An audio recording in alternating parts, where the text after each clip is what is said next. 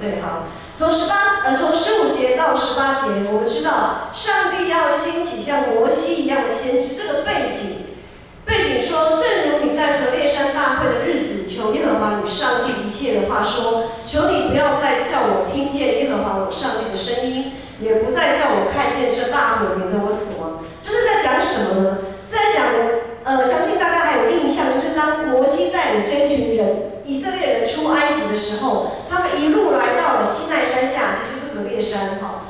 他们一路来到了西奈山下，然后呢，上帝要向他们颁布十诫律例典章。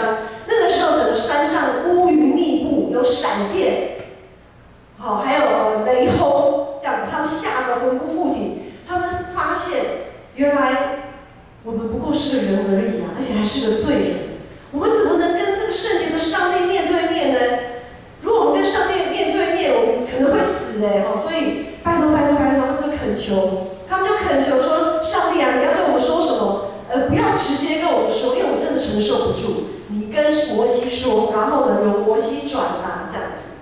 好，所以这个经文的背景是这样子来的。于是从那个时候开始，上帝也怜悯他们的胆怯，因为其实上帝的话本来就是要对每一个人说，可是因为他们害怕，于是兴起了一位中保，就是摩西，成为他们跟上帝的中间人嘛。好，于是呢，从那个时候，上帝就他的话就是透过摩西，然后转达给这些以色列百姓。好，所以这个背景是这样子来的。从这里我们知道，其实摩西除了是带领这群以色列人出埃及的领袖，然后在我们看摩西五经的过程当中，知道摩西他也是献祭的一个祭司。如今我们还知道他有一个身份，上帝话语的代言人，就是一个先知的身份。摩西是耶和华上帝所兴起的第一位先知。自从上帝呼召摩西要做一切的事情，不论是要摩西去对埃及法老说什么，或者是对以色列百姓说什么，摩西他都忠实的传递上帝的话语，绝对不偷斤减两，也不加盐添醋，不看人情面。上帝要他说什么他就说什么，要他做什么他就去做什么。于是摩西就成为尔后许多众先知的一个典范跟雏形。因此呢，我们再来看到19到22节就讲到，一个先知他最重要的一个工作，就是要忠实而且正确的传递上帝的话语和上帝的心意。当上帝的话或上帝的灵临到某某人的时候，他就要去传达。这就是我们在许多先知书上看到的一个通则。我们在看先知书的时候，呢，这个麦其实有声音，但是好像有点小声。当我们在看先知书的时候，会发现先知书它有个通则，就是一开始就上帝的灵、上帝的话临到谁，然后谁就开始去说，开始去做，这是通则。所以呢，举凡先知，身为一个先知，他应该把自身的安危放在上帝的话语之下，也就是他要以上帝的话语放在为他最高的标杆、指导原则。上帝的话语、上帝的信息最优先，然后，有声音吗？可以然后好，然后呢，他就是轻看自身的安危跟利益。当然我们知道约拿，我们很熟悉，他一开始他是逃跑的，然后最终他是要回应上帝的呼召。好，那么以摩西为先知雏形的众多先知，其实我们知道，只要是上帝呼召的先知，他们都很忠于自己的工作，忠于自己的职分。照理来说，应该会带给以色列人很多的复兴，很多的一个就是会往一个好的方向去。可是从以色列的历史我们看到，却不是这样。很多时候他们都是以失败收场。不管我们在看以赛亚书、耶利米书、以西结书，或者是弥迦书、约拿书、阿摩斯书等等这些先知书，很多都是以失败收场。为什么？不是因为上帝的权能不够，也不是因为这些先知不尽忠，而是上帝的子民太过于悖逆。但是成功案例真的不多。比如说像先知约拿，他去警告大卫王，你不能去犯你所犯的那个奸淫的罪，他抢的罪是错误的，他不能去抢人家的老婆这样。少数成功的案例，因为大卫王听到先知拿单这样子的警告的时候，他就悔改了。好，这是少数成功的案例。大部分失败收场就是上帝的子民不听忠告。慈爱怜悯人的上帝，在这么多的错误跟失败当中，他没有放弃。上帝并没有放弃他所拣选的子民。他兴起的最后一位先知就是耶稣基督。耶稣基督他有3个身份。第一个身份是我们比较熟悉的，他是和平的君王，他是君王的身份。他也是祭司，他把自己献上国祭，他是祭司的身份。然后呢，第3个身份，他说他也是先知，因为他道成肉身，把上帝的话活活的展现出来给当代的人看，也给我们看，因为被记录下来。所以耶稣是上帝所兴起的最后一位，他的身份也是最后一位先知。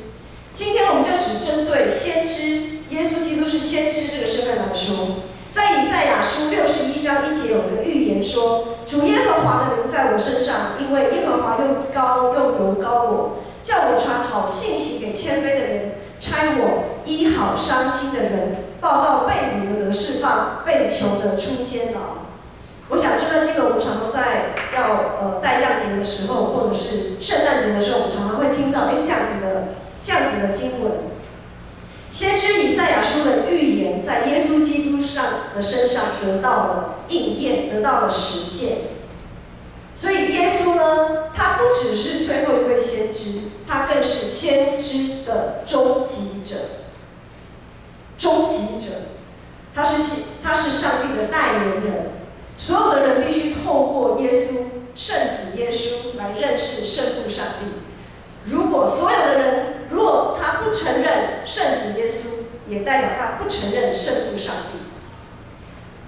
那么我们是有圣灵内住，有以马内利的主与我们同在的基督徒。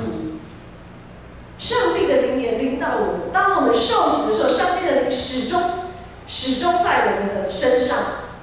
我们是跟基督同为后嗣的人。换句话说，在耶稣基督里，我们也是一位先知啊。我们也是一位先知，我们应该也是一位先知。所以举凡我们所领受上帝的话，就是在圣经里面一切的记载。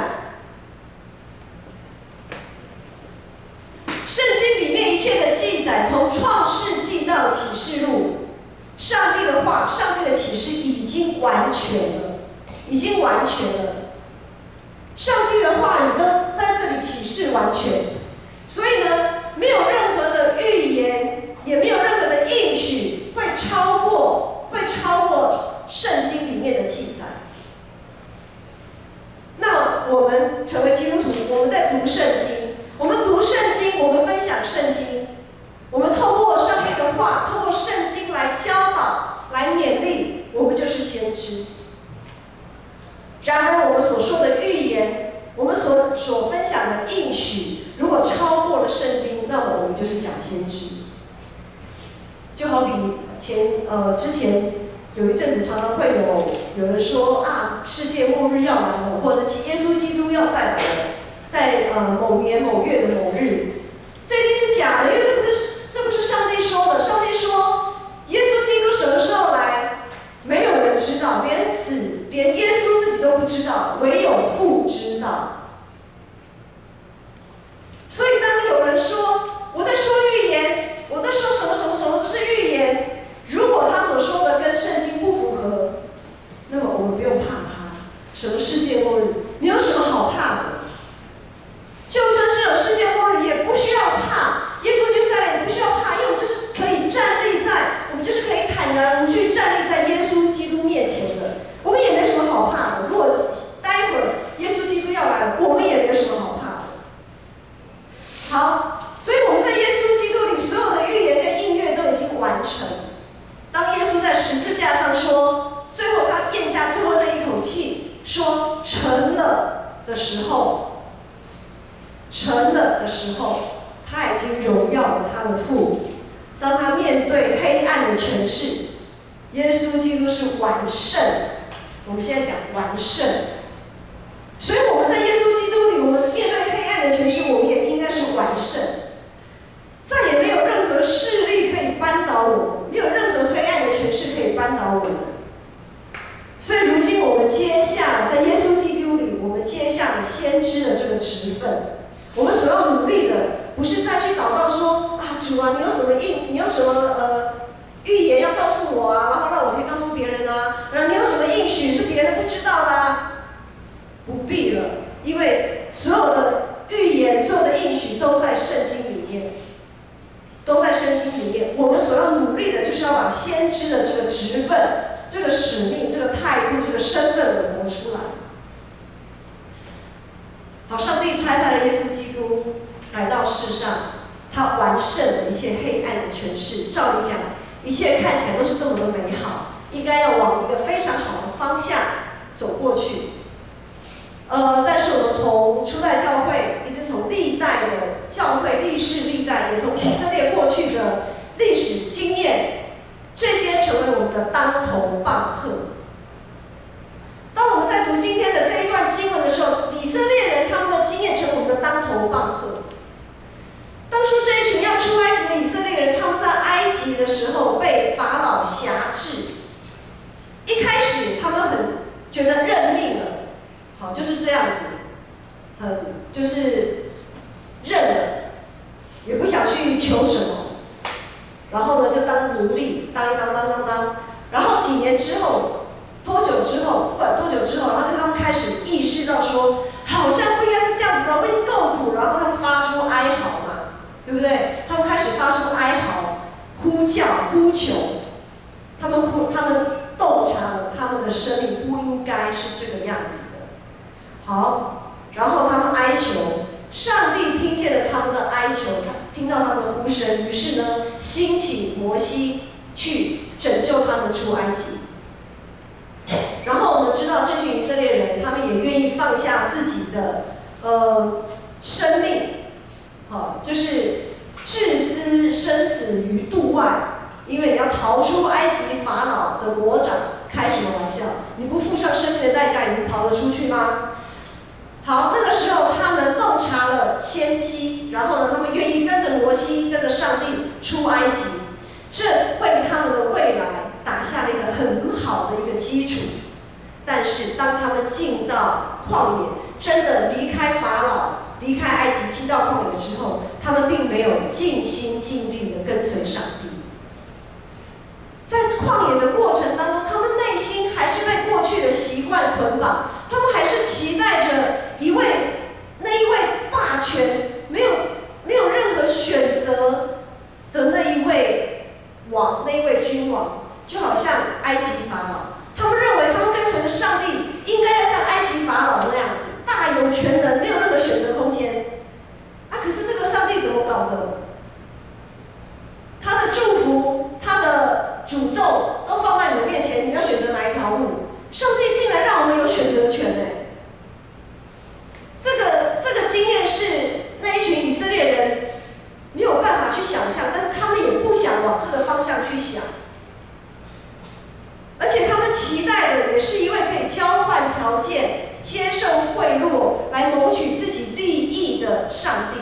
他们觉得这个上帝应该像他们过去所拜的神明一样，是可以交换条件的，是可以收受贿赂的。可是这个上帝好像不是这么一回事。所以不管是怎么样，他们内心还是被过去的习惯捆绑，他们还是期待的那一位上帝是他们，好像是埃及法老，又好像是他们拜过的那些众神明。他们始终没有努力的挣脱埃及的帝国主义，他们也没有努力的去挣脱那些拜偶像过去的那些经验、那些习惯。他们始终没有意识到自己是上帝所拣选专爱的子民，以至于他们在上帝面前的立志常常昙花一现。哇，非常的立志说：“好，主啊，我愿意跟果呢，没有多久言犹在耳，他们又被打回原形，这样子，使得贫穷的心灵依然贫穷。即使他们逃离了埃及法老王的手，他们仍然没有自由可言。他们肉体虽然受了割礼，但是他们的心仍然没有受割礼。这对我们现在的当头棒喝是什么？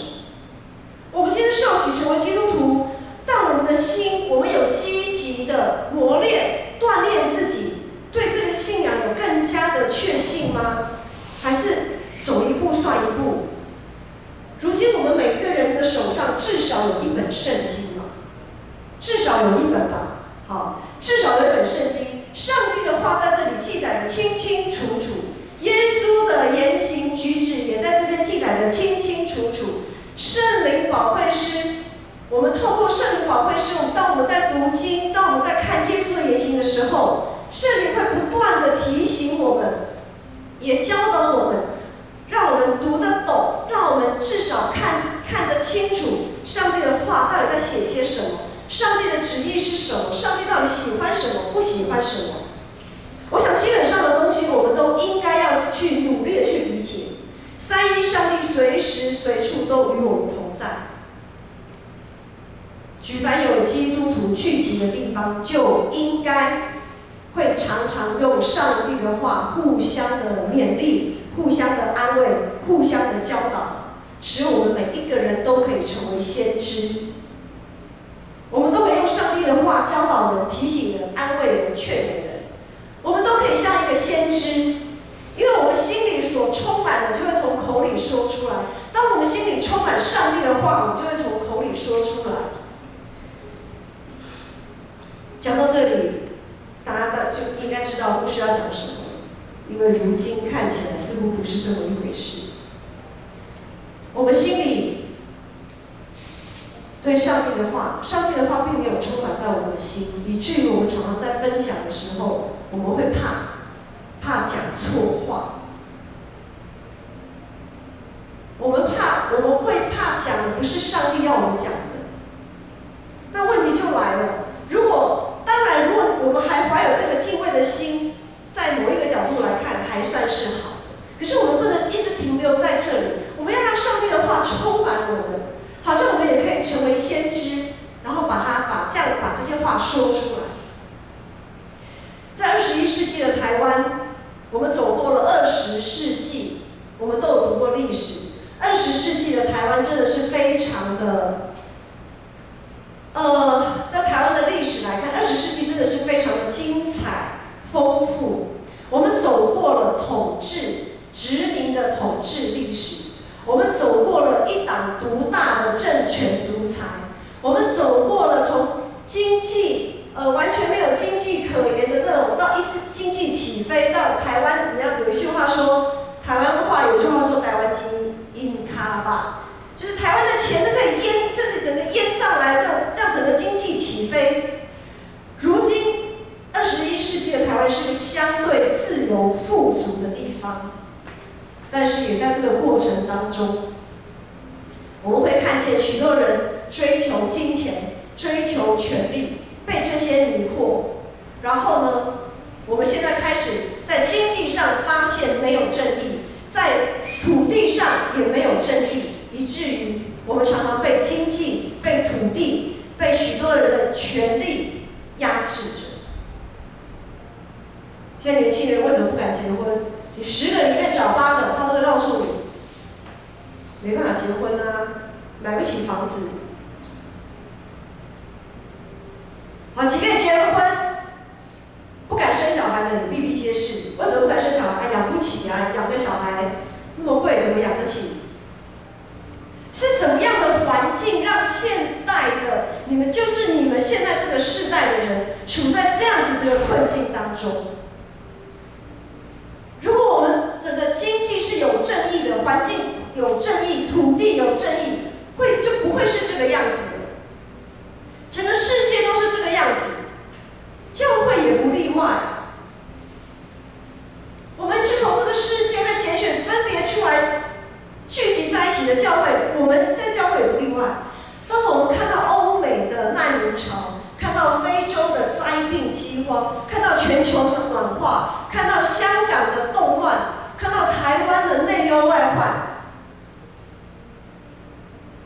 时候我们成了有口不能言，有眼看不见，有耳听不见。我们就好像一尊一尊的偶像摆在教会里面，想说不敢说，看见了假装没看见，听见了也假装没听见。我们就像那一尊一尊的偶像摆在教会里，被什么供奉着呢？被我们的恐惧供奉着，被我们的既得利益供奉在那里。因为如果我们说，就好像说到自己，所以我们不敢说，我们不敢说该说的话。我们内心的充满了恐惧，是因为我们不想再走回头路。在老一辈的经过20世纪那样子整个动荡这样整个过来的人，他们不想再走回头路，他们不想再走那一段拆毁被拔出的过程。我们好不容易栽植了，好不容易茁壮到一个程度了，不想再被砍掉，不想再重来。于是我们面对台湾现况这样子的环境的时候，我们不敢讲。我们不敢讲说，某些人，他们有了许多的房产，他们总是不够。然后，我想我们在座也有人是租屋的，有些房东，我们会知道有些房东他不断的提高房价，卖房子的提高房价，不管是租的，不管是你要租还是要买，都不断的提高房价，他们是不够用吗？他们够啊，可是为什么他们要提高呢？他们要赚取他们更多的利益，以至于让更多的人得不到他们该有的。这就是不公义啊，不正义。我们都在这样子的一个环境当中，在教会里常常我们说恩典要恩典，主啊，可以求你给我们更多的恩典。可是当我们想要奉献出去的时候，我们要去救济其他的教会或其他的机关团体的时候，在那个时候我们可能就会觉得啊，那些都够了，我们不用再给他们了。但是主啊，求你给我更多，我要赚更多的钱啊，教会有更多的奉献啊，什么什么的。当我们在跟上帝要的时候，我们好像很理所当然跟上帝要。可是当我们上帝要我们让我们给的时候，我们给不出去，我们也成为了不公义的一者。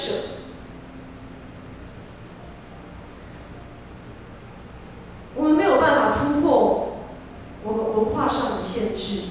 21世纪的教会已经不知不觉地被世界同化了。我们失落了上帝的话，失落了他的应许。身为21世纪基督教会的门徒，身为21世纪的先知，有主的灵在我们身上，我们千万不要像有一些人说啊，平安啊，平安啊，有主与我们同在，我们就没有风浪。有主与我们同在，我们信耶稣基督的，我们就绝对没有风浪。上帝会保守你平平安安的、顺顺利利的、丰丰富富的赏赐给你们许多的恩典。你们有没有抓到牧师的语病？平安啊，平安啊，有主与我们同在，我们就没有风浪。有听出语病吗？有找到？我们大家来找查一下，牧师讲这句话有语病。有主与我们同在，我们就没有风浪。有没有语病？有什么语病？来，没有风浪。没有风浪，那应该是什么？给这边啊？有风浪，但受力怕。应该是不怕风浪，对啊。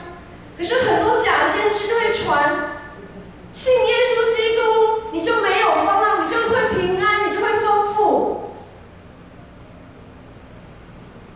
圣经从来没有应许我们没有风浪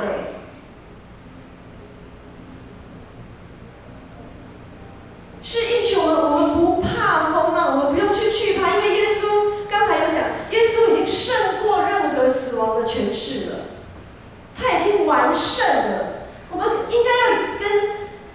应该要理当像摩西、像耶稣一样勇敢的述说上帝的话语。当我们看见了一些不合理的情况，不是上帝心意的情况，我们就勇敢的跳出来说上帝要我们说的。即使我们会忍辱负重，即使我们会被人看为奇怪，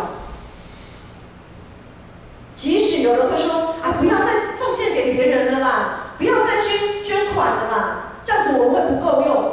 这句话有没有问题？有问题啊，因为跟上帝的话不一样啊。上帝说，我的恩典一定够你用的。而且上帝要我们行公义、好怜悯，怎么样？存谦卑的心，与他同行。这才是上帝的话。上帝要我们不要忧虑。所以当上帝感到我们要奉献出去的时候，要给出去的时候，我们是在行怜悯，我们是在行公义的事情。我们不要一直只是跟上帝求，我们是教会要的。当我们有的时候，我们要给出去啊，这才是上帝的心意。盼望是来自上帝的应许，上帝的应许是来自于上帝的每一句话。如今教会最大的问题就是，我们虽然人表面上在礼仪上、礼拜上好，我们受洗了，我们施洗都是牧师用水施洗，说好，我现在用水为你们施洗，奉父，你们现在归入父子圣灵的名下。表面上礼仪上大家都看得到，表面上我们受了洗，但是呢，问题就是在于我们常常是表面上受了洗，但是我们心里就跟那群以色列人一样，我们心里有受洗吗？我们心里真的对这个信仰有那个确信吗？当然，我们的生命是不断的养成的。在受洗的那个时候，我们可能还是在吃灵奶的孩子，但是我们不能只停留在那里。我们不能只停留在说啊，我怕讲错话，我怕讲的不是上帝要我讲的。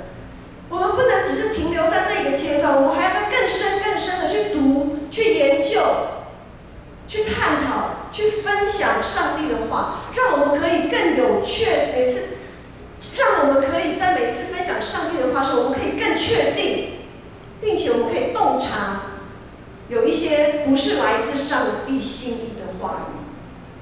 就像刚才，我们可以大家一起来找茬。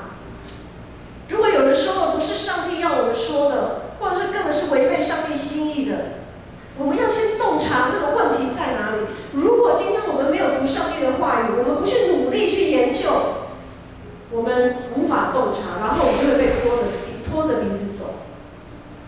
我们就会被那些假先知影响，被他们拖着鼻子走。所以要成为21世纪的先知，我们首先必须要把上帝的话语找回来，把它深深的烙在我们的心底。如果我们愿意拿出赚钱的态度跟努力来读上帝的话，来研究上帝的话，我们就可以得到经济上的自由跟丰富。因为我们不会再被那些辖制，不会再被不够啊，我不够啊那些辖制。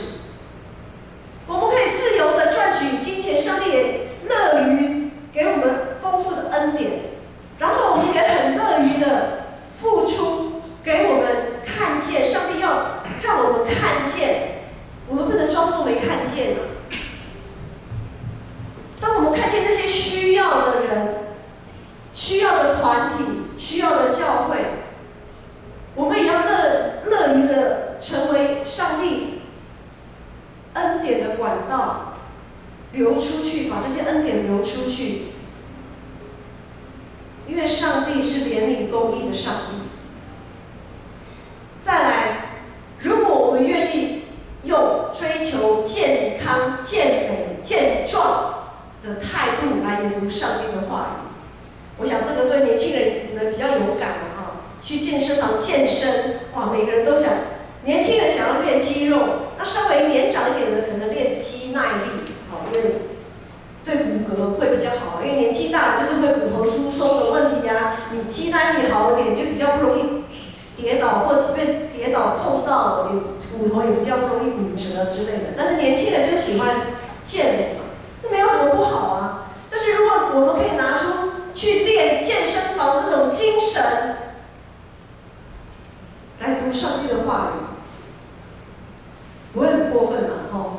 对不对？拿出赚钱的那个精神的态度，拿那个练健身的那个的态度来读上帝的话语，我们其实就可以很自由、很丰盛。然后我们在我们的身体上，在我们的健康上也可以得到释放，因为上帝的话语会让我们看到盼望，会让我们有喜乐，喜乐的灵才是良药。当我们不是很确定上帝的应许的时候，我们会常常忧伤，我们常常胆怯，我们常常害怕。忧伤的灵会怎样？使骨枯干。所以我们要先吃喝上帝的话，才能塑造自由、不被这个世界辖制的先知性的思想。我们要先从我们的思想改造，我们要改造我们的思想，要成为一个有先知性的这个思想，我们才能从这个世界被分别出来，我们才能洞察上帝的心意，然后我们也才能承担21世纪先知的这个角色跟使命。像摩西，然后我们可以像摩西一样勇敢地站出来，面对世界的强权环境的压迫，面对生活当中种种的挑战。在教会里面，我们有许多的机会可以一起研读上帝的话，有许多的机会可以一起活出上帝的话。我们是上帝所拣选的子民，我们是他所亲自挑选的先知哦。我们是上帝在21世纪兴起的先知，我们千万不要轻看自己的身份。有主的灵在我们的身上，我们要确信自己是一位能够传好信息，让灵